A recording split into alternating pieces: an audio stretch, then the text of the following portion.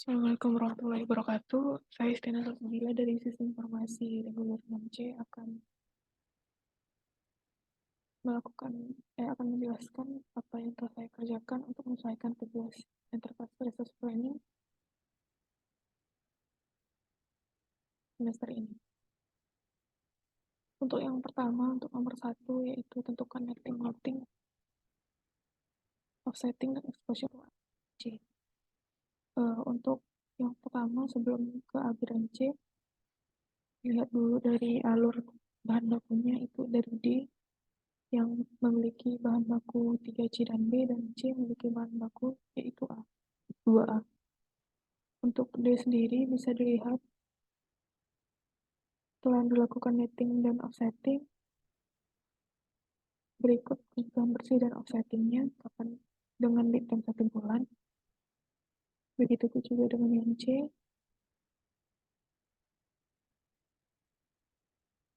Kebutuhan kotor C ini didapat dari offsetting D yang mana 3 kali jumlahnya. Juga yang B. Dan begitu juga yang A. Untuk penjelasannya yaitu pada saat di D,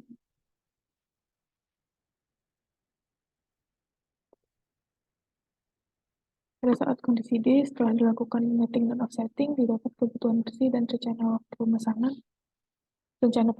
Sedangkan untuk loading, karena dilakukan dengan metode FPR, dengan itu isi lot 3 bulan, didapatlah lot pada periode ke-2 sebanyak 37, periode ke-5 sebanyak 68, dan periode ke-8 sebanyak 23. Selanjutnya, untuk bahan baku penyusun D, yaitu B dan C, bahan baku C mengalami exposure sebesar 3 kali. Oleh karena itu, kebutuhan kotor C merupakan hasil kali 3 dari offsetting D. Setelah didapatkan kebutuhan kotor, maka dapat menentukan kebutuhan bersih dan rencana pemesanan. Loading dilakukan dengan metode load for load, yang dimana persediaan itu sama jumlahnya dengan kebutuhan bersih pada periode tersebut, yang mengakibatkan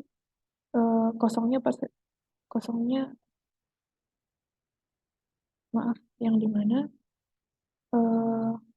nilai lot pada periode tersebut sama dengan kebutuhan bersih yang mengakibatkan kosongnya persediaan. Sedangkan untuk bahan baku C, kebutuhan kotornya sama dengan offsetting produktif.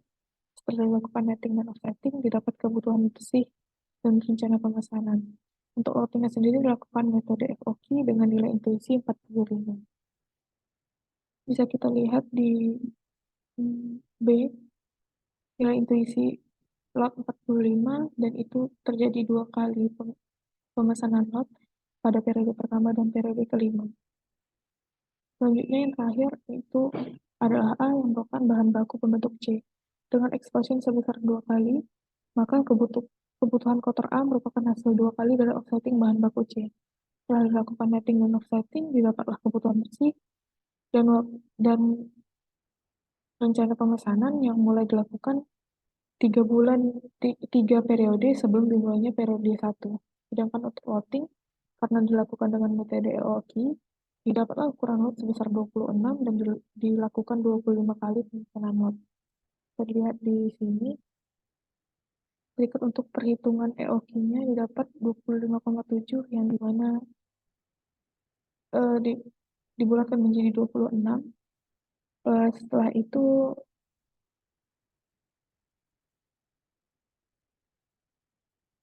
di sini untuk perhitungan lotnya, di periode pertama itu ada 2 kali lot, 26 kali 26, periode kedua 26 kali 3 kali 26, dan seterusnya.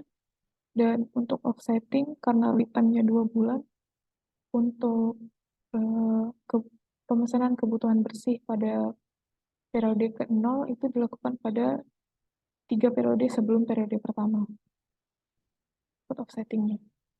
Setelah itu yang terakhir, jelaskan perbedaan dasar pengembangan sistem dengan pendekatan ERP dengan pengembangan sistem yang lainnya, dan berikan contoh di pengembangan sistem informasi layanan rumah sakit atau puskesmas. Sebenarnya ada beberapa hal yang menjadi pembeda antara pendekatan ERP dan pendekatan yang lainnya, di antaranya yaitu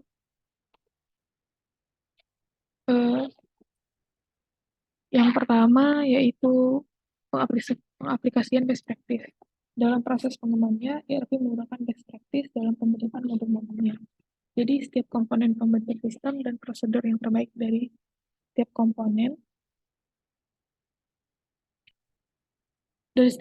pembentuk sistem dan prosedur yang terbaik dari sekian banyak sistem itulah yang diadopsi. Contohnya, Puskesmas A memiliki sistem pemesanan obat yang terbaik, dan sedangkan Puskesmas B memiliki sistem pengelolaan gaji karyawan yang terbaik.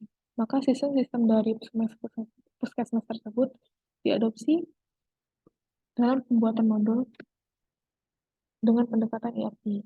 Ini yang kedua yaitu one input multiproses. Penginputan data atau perintah hanya dilakukan satu kali, maka proses-proses lainnya dapat berjalan tanpa penginputan ulang. Contohnya, saat petugas atau perawat mengklik form yang berisi rekam medis dan resep dokter, maka bagian apotek akan langsung menerima pesanan, namun apabila terjadi kekurangan, maka bagian suplai puskesmas akan langsung mendapatkan laporan dan bagian keuangan akan mendanai pemesanan obat tersebut secara otomatis. Dan untuk yang terakhir itu adanya prosedur multi-course. Dalam proses perhitungan keuangan memiliki prosedur konversi diupdate dalam jangka waktu tertentu untuk menyesuaikan dengan nilai dolar saat itu. Contohnya, rumah sakit A melakukan transaksi pembelian obat dari luar negeri, dan karena dolar menjadi alat tukarnya, nilainya selalu berubah-ubah, maka diperlukan sistem yang dapat melakukan perhitungan yang mengaplikasikan konversi kurs mata uang, dan pengkonversian ini dilakukan secara berkala dalam jangka waktu tertentu. Sekian jawaban dari saya. Terima kasih. Wassalamualaikum warahmatullahi wabarakatuh.